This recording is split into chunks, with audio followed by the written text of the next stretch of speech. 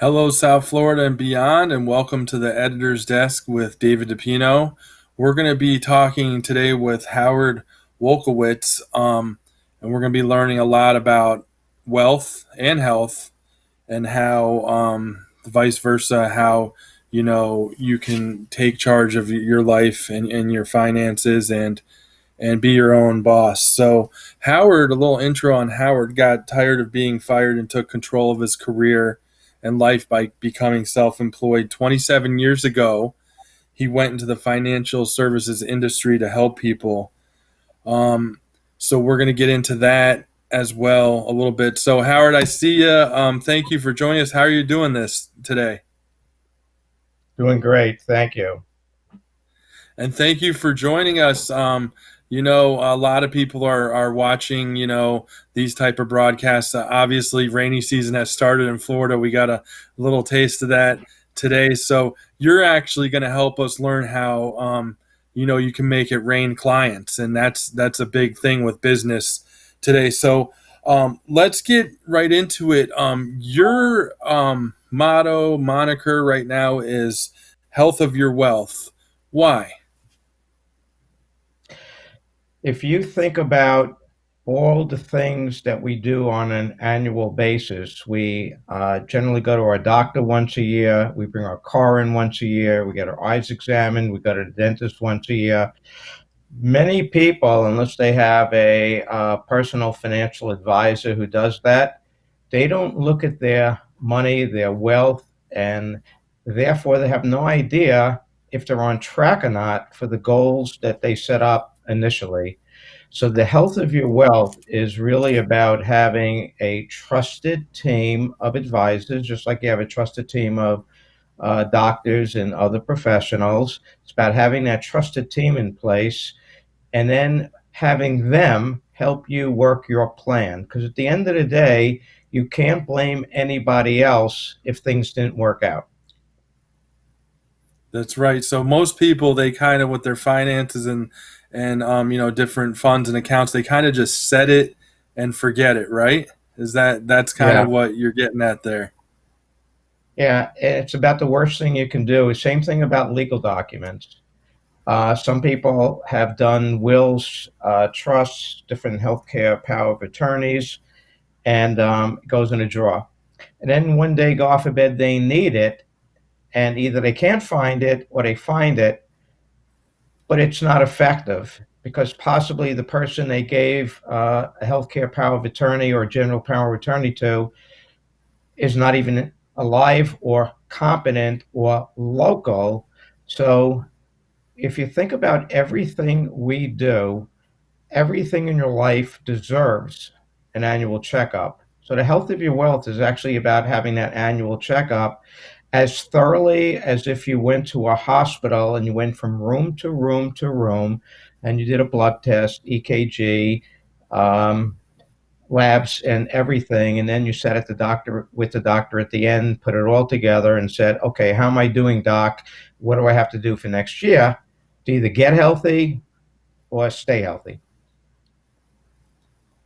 Yeah, that's a good point. So trusts and wills, yeah, a lot of people just set them up and then just like you said, just kind of tuck them into a drawer, safety deposit box, and kind of forget them. But that's an interesting way to put it. It needs to be checked up on, just like your finances and whatever investments you're into. You just can't let it like sit and marinate. So I don't know, and I'm going to ask you who your perfect. Consumer client is, because I've already checked off two boxes on myself. I'm one of those people who has the finances just rolling and marinating, I would say. And the second thing is, I got that will in the safe deposit box, and to be honest with you, I haven't looked at it in 5 years. So I'm already, someone you can already help out. What area I should ask? Because I'm 42. What age range of clients are you able to help? Like, is it a little older, me, any professionals? Because that's an interesting question. No, it's a great question, and my answer is totally different than any answer you'll ever get for this type of question. Generally, people have a profile, a box of ideal clients. It could be lawyers, doctors, it could be post retirees, retirees, it could be young people with families starting out. My answer is very simply I've been doing this for 27 years and I look for a couple of things that are agnostic in terms of who you are. I want somebody who's mature, because if they're not mature, they're not going to be coachable. So the second thing is they have to be mature and coachable. And the third thing is you talked about me, how I got started. Um, I was fortunate, but it took me 20 years to be thankful. First two jobs in my life out of college, I got fired. And I finally realized that if somebody gives me something, they could take it back. And that's when I decided to go into my own business. So the kind of clients I look for are two things as a subcomponent of number three. One is you're responsible and you want to take proactive position in your money, your financial wellness. And a lot of people don't want to deal with it, so they let somebody else handle it, which may or may not work out. The second thing is, and this is very important about families, when you're single, it's about you. So everything you do is about you. Then you get married, and now it's about us. And then you have kids, and it's about them. So the service expands based on I want to take care of me, I want to take care of us, and then I want to give my kids things now and in the future. I want to be able to pay for college. I want to be able to pay for a wedding. I want to be able to help them down the road because they may not be as fortunate as me, and I have to leave them something, which, and that kind of falls on legacy planning. It's very interesting. I could tell immediately when I'm particularly in I call it a kitchen sale. I'm in somebody's house and there's husband, wife, and kids. I can tell in a few minutes who it's about by the conversation. A conversation, I want to take care of my family, is different than how inexpensively can I get through this conversation and get you out of here? And it shows up every single time. So, to answer your question as a global question, I believe legal documents, number one, because particularly now with over 1 million people sick and who knows how many will end up in the hospital. Dave, you're in a hospital setting. I'm your brother. I come in and I say, "How's Dave?" You're going to say, "Who am I?" I'm going to say, "Dave's brother." What are you going to ask me? Do you have a healthcare power of attorney? Yes or no? If the answer is no, I can't talk to you. Hmm. Ridiculous. I mean, I understand the law and the protocol, but to leave your loved ones unprotected is that's number one. Number two is you got to have a life plan. Now, the thing is, quality of life is a life plan, but it's very hard. Everything is a trade off. So, if you and I were having a conversation outside of this, I would ask you what your dream is. Dream is I want to retire at a certain age. Dream is I want to leave something to somebody. Dream is I want to live well now. I'm not going to worry about the future until the future. You have a philosophy and you have a dream, and the whole idea of wealth planning is really not about money. It's about living your dream. That is, yeah, that is a great way of putting it. And everyone's got different kinds of dreams. I was also thinking, I always, when I'm in the interview chair here, kind of think first, obviously, of what I've gone through. And I've already been. I'm on that third stage. I've been through the single. I got married, us, and then now I have a child, them. So that's a good way of putting it because it really hits home. And so I'm going to give out Howard's info a couple times during this program. Again, it's Howard Wolkowitz, healthofyourwealth.com, 954-558-3673. There's a ton of info there. There's videos, there's resources. It's a great site. Great job setting up that site. I always say on my radio programs and, these type of video programs, when it's a good website, I always give it a shout out. So I think people should check it out. It's very well set up. And yeah, we just talked a little bit about legacy planning, investments.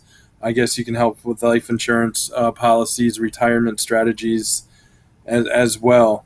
Um, so let me ask you about those resources. So you made them available to the public, but obviously, if I became your client, there's even a bigger net of resources available. Obviously, you've been doing this almost 3 decades. So could you elaborate a little bit on that? Sure. What I did within the last 5 years is I wrote a book, and I never intended to write a book. It was a book called The Health of Your Wealth, Your Financial Guide to What They Never Taught You in. Initially, it was a single book, what they never taught you in medical school. And then, as the book got circulated, people said, "Well, this applies to everybody, not just to doctors." And I said, "You're right, but I decided to write a book for doctors." So then I wrote a version for nurses, and then people started complaining, "Well, what if you're not a doctor or nurse?" And I wrote one for lawyers and for business owners and executives. Basically, the same book, customized for those three markets. But here's the essence of the book, and it answers your question. As a financial advisor, when I would sit with people or talk to people, I realized that we as the industry were better at selling stuff to consumers than you would, as consumers were educated to buy. Okay, so we were trained to be salespeople. You were not trained to be buyers of salespeople. You were trained to be professionals.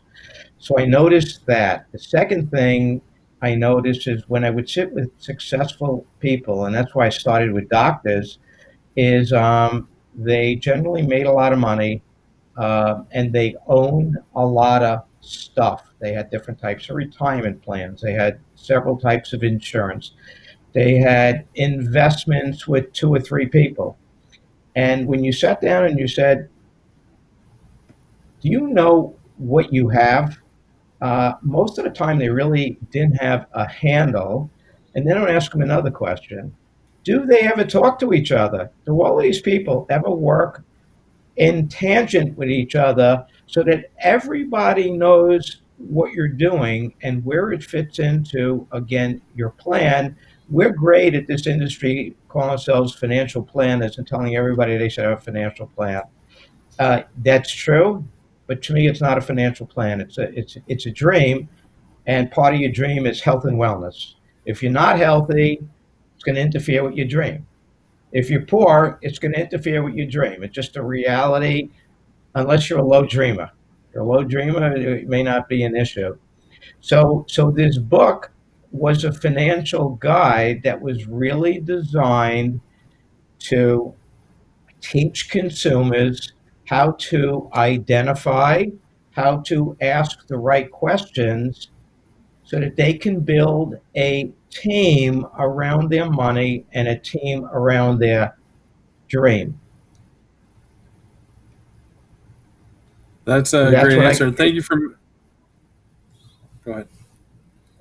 no. And thanks I for just mentioning wanted about. to say, I just wanted to say that I'm in the process of upgrading the book to a 2021 version, and the reason is because life has changed. Everything has changed. Tax laws have changed. And from feedback that I got, one of the feedbacks I got, which answers your question about who's an ideal prospect, somebody said to me, if you could take an average customer, 20s, 30s, 40s, 50s, 60s, 70s, and break down the things that they should be addressing at different stages of their life, that would be helpful. So in each chapter, I did that. Yeah, I just wanted to say thanks for mentioning the book because I've been living on your site the last few days, and I've looked at all the resources and everything, and yeah, there are the books as well. So that is great. Since we talked a little bit about how things have changed, in just what 2 months, 2.5 months. Now, let me ask you about job security. Is there such a thing anymore? Because obviously, a lot of our population has been hit with that as well. And maybe it's a time to talk to someone like you since they have more time to look at maybe what they want to do in the future, obviously with their career path and life and what other investments they haven't looked at or life insurance or you mentioned will before, but going circling all that back around to job security, is there such a thing anymore? There never was job security, not in our generation. Hmm. Never was, never will be. And here's the difference. Now we know it. For people that think this is new normal, old normal, it's the future. Um, just like we're doing this webinar today, nothing will be the same. I have friends of mine who are over 50, who are brilliant at whatever they're doing. There are no jobs for them. And there's not going to be jobs afterwards. There are companies out there that are advertising this is a great time to buy a business. And you know what this reminds me of? 2008, but it's different. 2008, a lot of people got to rethink out their life. I want to answer your question in the best way I can, understanding my bias.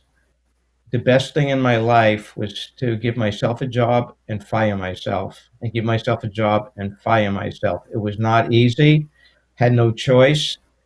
Um, I think a lot of people are going to have to rethink out again, go back to their dream, go back to their financial wherewithal, go back to a question. A lot of people are doing soul searching now, and the question that they're soul searching is, what do I want to do with the rest of my life?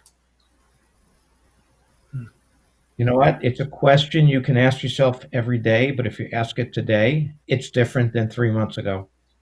It's a different question and it's a different answer and it's a different soul search. I could put your question in a very different way. I can go out today and choose to wear a mask or not wear a mask. It's a question of how conservative do I want to be, right? I Right. would look at people who don't have jobs and even people who do have jobs and say, what do I need to do to make myself so invaluable that I'm the last to go? I want to be the last to go. Hmm. And technology is, if you look at even what we're doing today, the world is moving online. If you look at the stock market, what are the stocks that are doing well and the stocks that aren't? It's telling where the world is going. And I think what people need to do is to do a deep dive on a couple of things, not just job security, but debt. The more debt you have, the more you're a prisoner of a job. So is this a good time to think about starting to pay down debt? Absolutely. Even the credit card companies are offering you a half deal. If you if you call them up and say I've been pandemically impacted, they'll say we can help you. You know how they help you?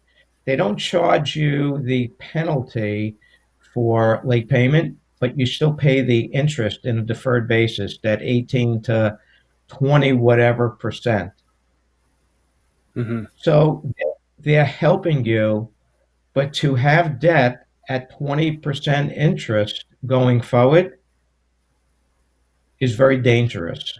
Another question people have asked me is, I need money. Should I be taking money out of my retirement plan? There's no yes or no answer for that, but it's a good question. So for those people that are low on cash, my suggestion is to look at everything you own, everything you spend, look at what's liquid and not liquid, but then look at the cost, the net cost of every dollar you would access to pay your bills and stay current. Yeah, that's a great point as well. Now, we're here with Howard Wolkowitz. The info's there on the screen, healthierwealth.com, 954-558-3673. I'll point that out as many times as I can this broadcast. Um, Obviously, this question, kind of turns with the changing of the seasons here as we go into rainy season. I never thought of this saving for a raining day, which is here now.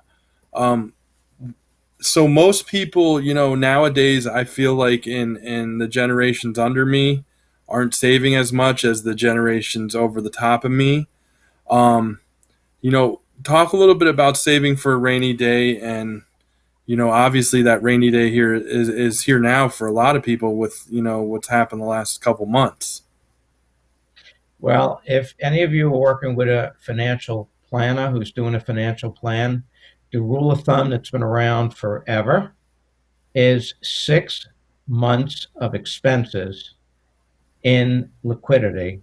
Doesn't mean it has to be sitting under your mattress or in a savings account, but you need to always think about how you invest money for the long term and make sure you can get your hands on 6 months of expenses. Now, again, it's a rule of thumb. For some people, it may be three because there's different places they can access liquidity, and some people it could be 9 or 12 months. It depends on your savings, depends on your debt, depends on your overhead.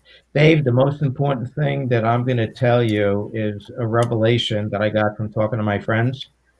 Everybody is saving money now. You don't have a choice. So a lot of my friends who have been very successful say, Howard, my last couple of months of credit card bills, they've been like half or less. This is great because they're not spending money. That's So right.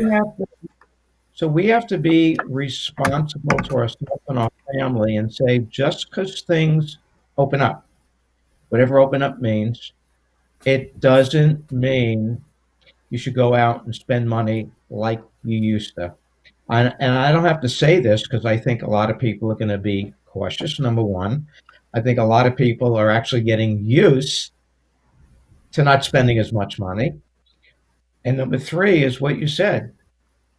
We don't know how many more people will lose jobs. The 36 million people that they say are on unemployment doesn't account for the millions of people who are down. Like my daughter, for example, she went from 5 days a week to 3 days a week to 2 days a week.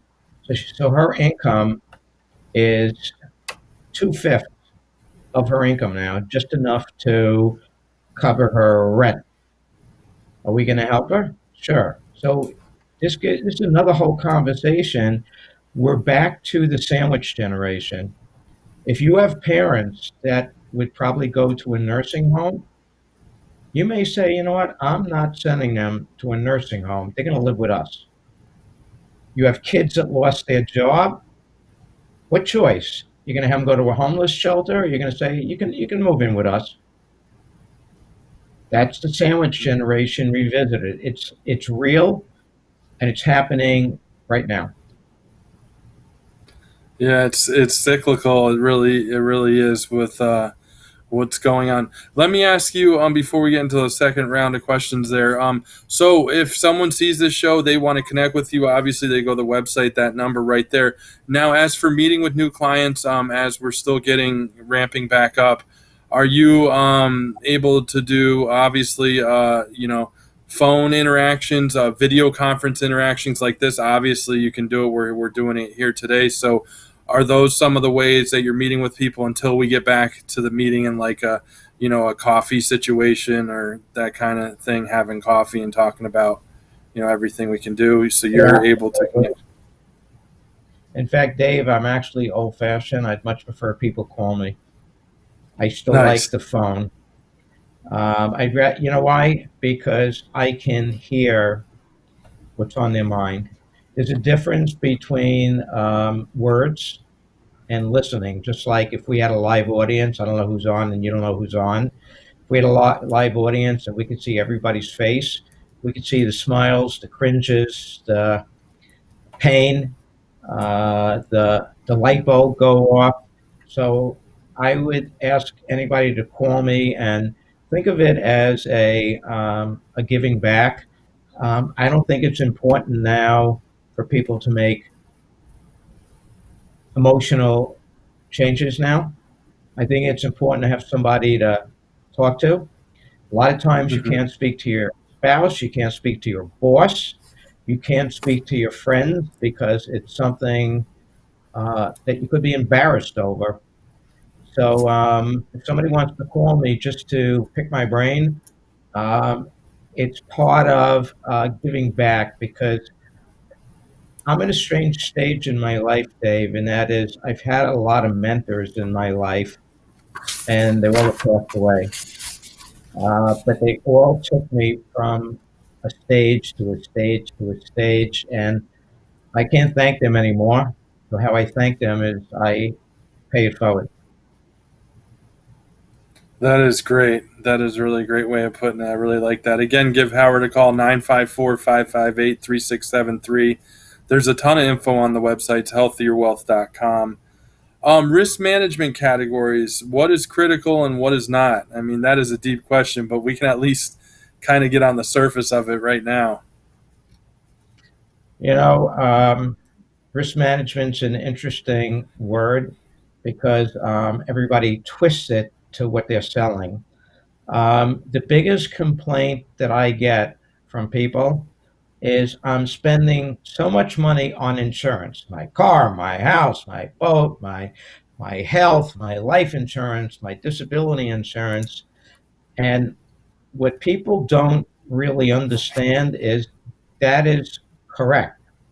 It's 100% correct because what risk management is, it's insuring those things you can't afford to lose.